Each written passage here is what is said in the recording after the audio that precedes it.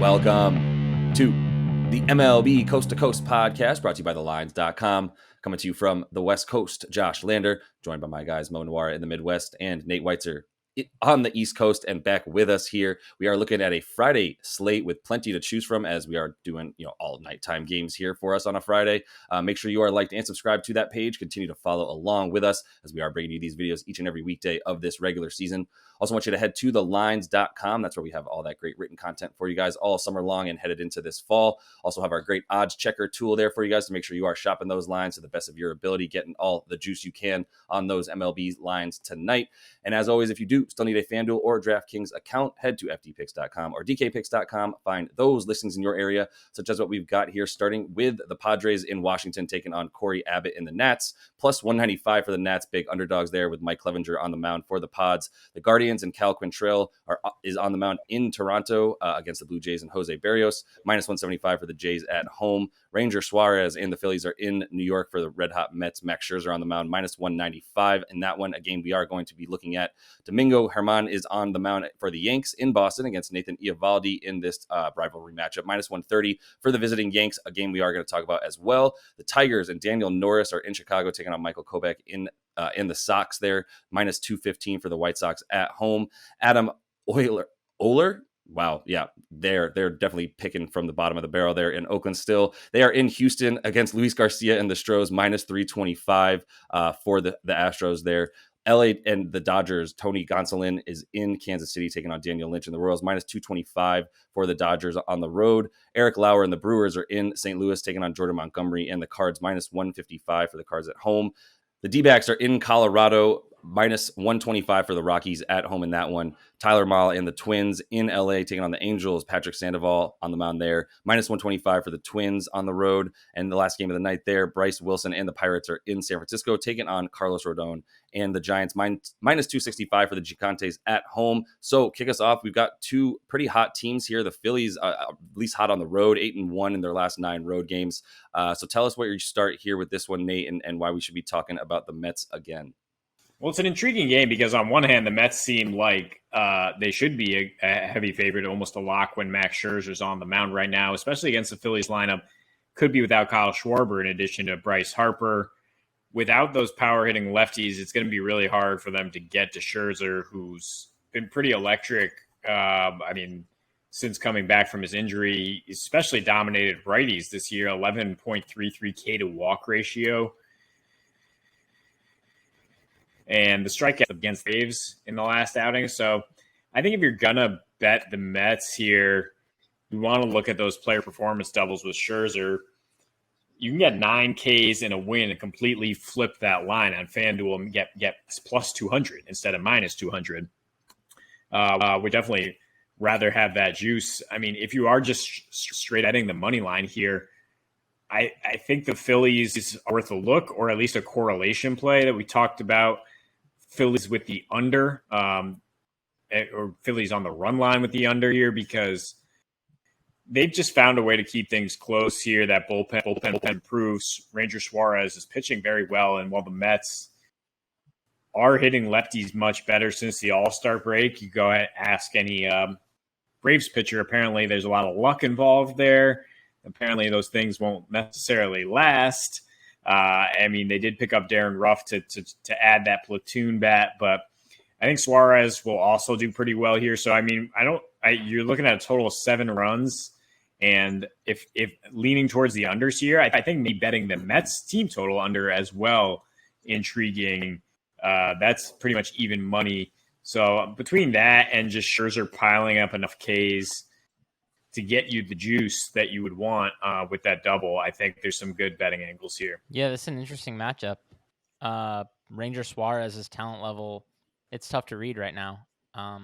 You look at some of his peripherals, called strike plus whiff rate, first strike rate, chase rate. These are all below average. And yeah, his 4.05 Sierra, that's not great either. But then you look at his ERA and all of his other estimators are around like 3.8, and that's decent. And then if you really want to thin slice it a little bit and look since June 29th, which is when he kind of upped the usage on a cutter that he had just added, Suarez has a 2.25 ERA, 2.8 FIP, 2.82 xFIP, and it was like a pretty even mix of teams. I think it was like twice or three times against the Braves, I think, and they've been crushing lefties all year, but then some very weak offenses as well. Overall, the Mets haven't been that good against lefties. Not quite as good as they've been against right-handed pitching, but man, they do hit changeups and sinkers very, very well. Those are, I think they're tied for basically first against changeups, and they were sixth against sinkers. And then, yeah, Darren Ruff has been an incredible platoon bat in his career. He has like a 150 WRC plus against lefties or something. He's amazing with the platoon advantage. At first glance, definitely the Mets made sense to me when I looked at what I estimated these pitchers' talent levels. But then, yeah, especially with no Schwarber. But then when I'm looking a little deeper, I'm wondering if Ranger is getting back to basically how he pitched the second half of last season when he was one of the best pitchers in the world. At least it looked like, So just can't lay this big of a price against Ranger while he's pitching this well, I guess. And when he has some history of pitching this well, so it's not unreasonable to think could be back to that elite level. Moving things over to Boston, let's take a look at the Yankees who are visiting there at Fenway Park. Domingo Germán against Nathan Eovaldi. Two strong starts for Germán in a row at this point. 3 runs over his last 10 innings or so, taking on Eovaldi and the Sox, who are obviously struggling mightily right now and could have been struggling for the roughly last 25-ish games or so. To welcome you back to watching that, Nate. So kick us off here with that one, Mo, and what we should be looking at, where we got plus 110 for Boston at home, a total of 9.5 runs there. I think Nate was a little interested in Boston. For me, it's a stay away spot just because I don't trust either one of these pitchers. Domingo Germán has been pretty bad. 4.77 Sierra, 25% called strike plus whiff rate. That's by far the worst of his career. He was actually a decent pitcher, but some injuries and then spent some time in the minors.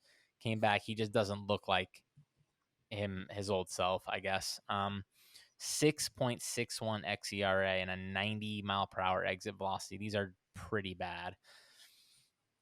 If I had to take a side, I think I would take Boston. Maybe take a shot at like a Boston alternate line just because of how bad Germán has been. He just looks like he maybe has some blow up potential here, but I'm also just like, I don't want to back Eovaldi because he's still throwing 94 and it's even down to 94.1. Last couple starts was 94.7 and it just seems to be dipping even further. It's a really concerning trend with his velocity.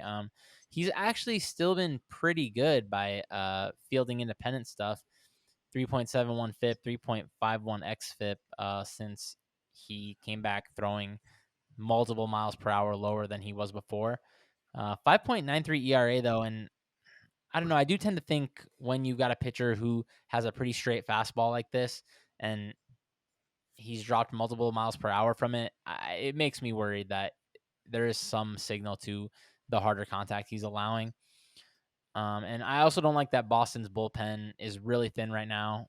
Matt Strahm and Tanner Houck are hurt. And then John Schreiber, who's actually been really, really good for them. He fired 2 innings tonight to close it out against Baltimore. So not a spot where I'm excited to bet either side. But if I had to take a side, I think I would take Boston.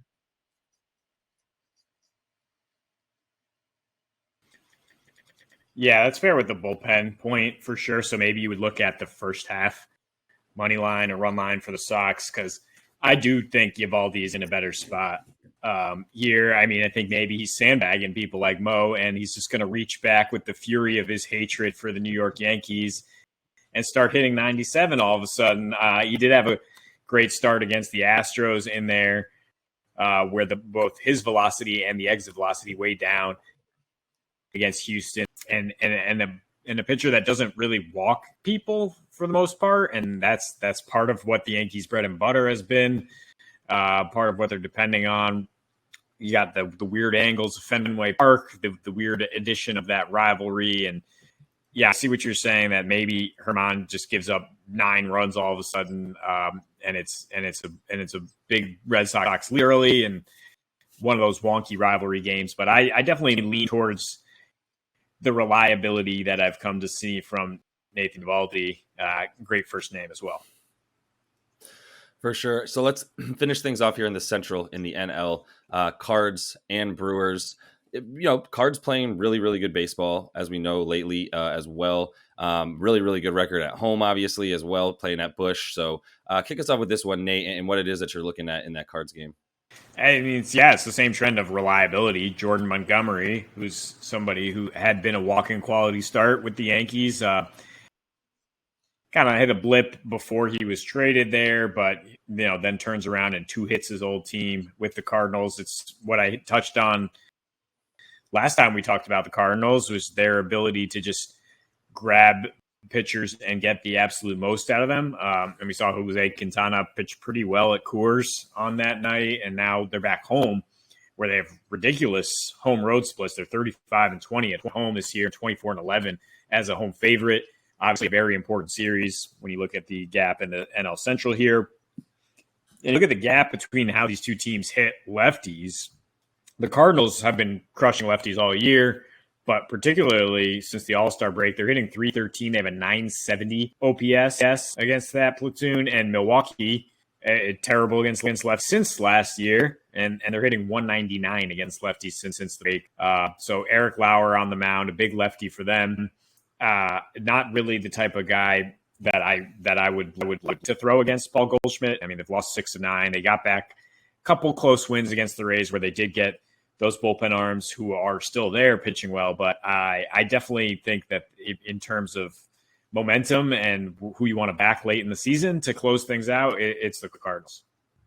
Yeah, it's just a huge gap between the ability to hit lefties, like you said. That's basically the only thing that stands out to me here, because these pitchers do have pretty close talent levels. I wouldn't say either one is notably better than the other, but the Cardinals' offense just so much stronger against lefties than the Brewers.